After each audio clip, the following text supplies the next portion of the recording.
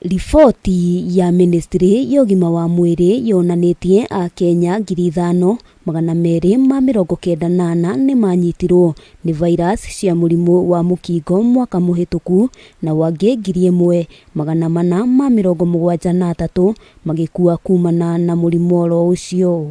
Kwa hivyo hata kama tumeweka hatua bado tuna shida, kwa sababu kulinda watu kuweka ARV inagharimu serikali fedha nyingi. Kila mwaka tunatumia bilioni 25.4 25.4 billion. Riboti iyo oho niyonanitie ati oro kiumia andu 98 ni manyitagwo ni murimu ucio na wangi 28 magakua.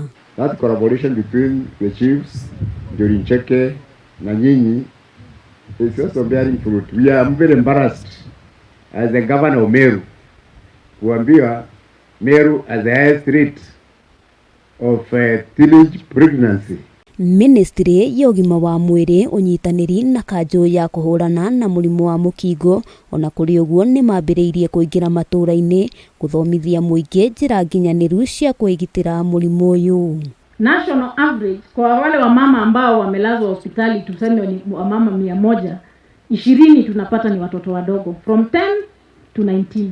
Kini hapa Meru kutoka 100 utapata 38 watoto 38 children watakuwa pale kwa sababu wamepata mimba.